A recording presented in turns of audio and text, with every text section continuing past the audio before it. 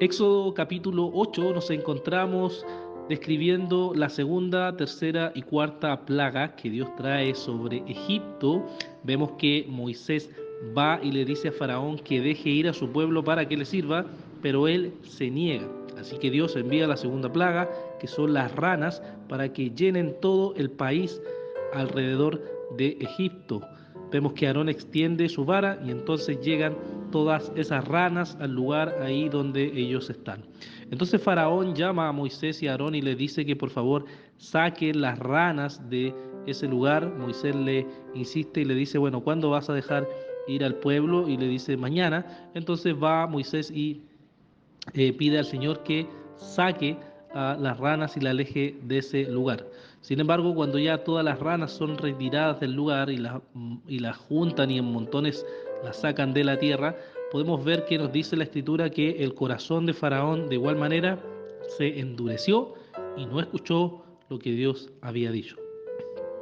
Entonces, nuevamente Moisés va en el nombre del Señor y golpea la tierra, trayendo la tercera plaga, que es la plaga de los piojos. Y los piojos se extendieron, dice, por toda la tierra de Egipto, en los hombres o en los animales, había muchos piojos por todos los lugares. Vemos que los magos intentan producir los mismos encantamientos que hubieran piojos, pero no pudieron, sino que se dieron cuenta que esto venía, como nos dice, del dedo de Dios en el verso 19. Y vemos que el faraón nuevamente endurece su corazón y no escucha lo que el Señor había dicho. Entonces vemos la cuarta plaga, la plaga de los insectos. Moisés va nuevamente en el nombre del Señor, muy de mañana, llama al faraón y le dice que deje ir al pueblo como le había dicho siempre, si no le iba a traer muchos enjambres de insectos sobre él, sobre los siervos y el pueblo, sobre todos. Y entonces el faraón no hace caso. Así que manda al Señor a través de Moisés los grandes enjambres de insectos en la casa de Faraón, en las casas de los siervos y en todo Egipto está lleno de enjambres de insectos. Entonces Faraón llama a Moisés y le dice, bueno, que vayan a ofrecer sacrificio al país como ellos quieren. Moisés le dice que es abominación para los egipcios que sacrifiquemos delante del Señor. Entonces Faraón les dice que los deja ir, solo que vayan al desierto, pero no vayan muy lejos y que vayan y que oren por él. Sin embargo, Moisés va entonces y ruega al Señor porque el Señor quite los enjambres, quite los insectos de la tierra de Faraón, y así es como sucede. Él ora y entonces el Señor quita todos los insectos de ese lugar. Pero termina el capítulo nuevamente diciéndonos algo que a través de todo el capítulo nos dice, pero Faraón endureció su corazón también esta vez y no dejó salir al pueblo. Así termina este capítulo que nos puede llevar a meditar en las siguientes cosas. En primer lugar, podemos meditar en los falsos dioses que habían en Egipto. Les había dicho la vez pasada que los egipcios tenían dioses para todos y algunos dioses que tenían, aunque ustedes no lo crean, eran dioses de ranas, piojos y también insectos. Y con esto el Señor estaba mostrando que Él era más poderoso que estos falsos dioses, esta creación de dioses que ellos tenían, y estaba manifestando su poder, que Él era el Dios verdadero. Pero también podemos ver cómo estos supuestos dioses lo que hacían finalmente era dañar a la tierra de Egipto.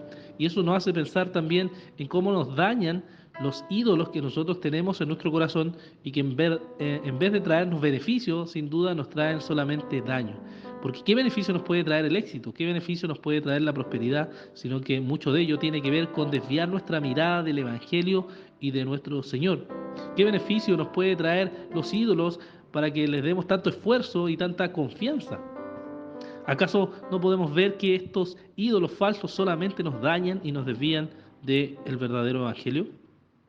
También podemos meditar de algo muy interesante. Los hechiceros o los magos, dependiendo de la versión, nos dice que ellos intentaron imitar, como lo habían hecho antes, los encantamientos cuando hacen la plaga de los piojos. Sin embargo, en esta ocasión no pueden hacerlo. Incluso reconocen que esto viene de Dios, el dedo de Dios, dicen, es este poder. Esto nos muestra, hermano, un principio muy importante que nunca debemos recordar, un principio del mundo espiritual, que nos recuerda y nos dice que el poder satánico es un poder limitado.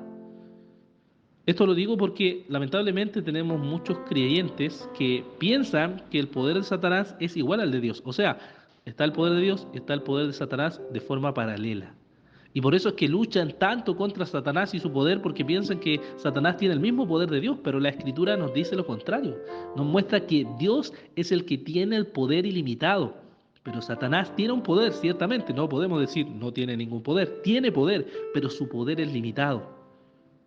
Cristo vence el poder de las tinieblas. Cristo es más poderoso que las tinieblas.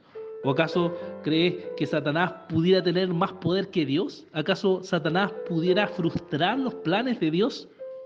¿Acaso podemos pensar que eso pudiera pasar? Pero no, vemos que Dios es más poderoso. Incluso lo muestra en la cruz del Calvario, venciendo a Satanás y todos sus poderes y avergonzándolos públicamente en la cruz. Porque Cristo ha vencido sobre Satanás. Y el poder que Satanás tuvo siempre estuvo en control de Dios. Nunca a Dios se le escapó de las manos el poder de Satanás. Porque Dios es el Dios todopoderoso, no Satanás. Y también vemos algo muy interesante en este capítulo que podemos meditar, es cómo Faraón le pide 2 veces a Moisés que lo liberen de la plaga y que oren por él. Pero ¿qué pasaba? Después que oraban por él, simplemente su corazón se endurecía, como nos dice todo este capítulo. Y esto es muy interesante porque así mismo es como funciona el corazón de los incrédulos. Los incrédulos pasan, por ejemplo, un problema, pasan una dificultad y dicen, oye, ora por mí, oye, pídele a Dios por mí. Y uno va y ora y a veces Dios responde en su misericordia y los sana o los ayuda de ese problema, pero ¿qué es lo que sucede después? ¿Qué pasa eso? Es que su corazón se endurece, es que se olvidan que el Dios Todopoderoso actúa en favor de ellos para ayudarlos, pero simplemente deciden ignorar todo eso.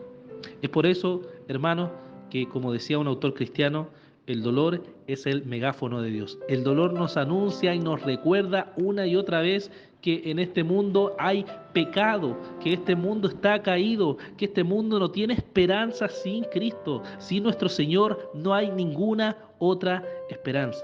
Y el dolor se vuelve en una lenta tortura que nos va a llevar finalmente a la muerte. Pero cuando conocemos al Señor, entendemos que Dios usa el dolor, el sufrimiento, la angustia, todo lo usa para su gloria.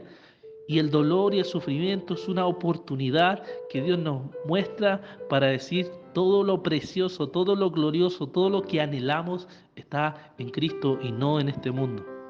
Todo el tesoro nuestro está en los cielos y no en este mundo. Y el dolor es un recuerdo constante de que necesitamos a Dios y de que todo nuestro tesoro está en Cristo Jesús. Que el Señor les bendiga.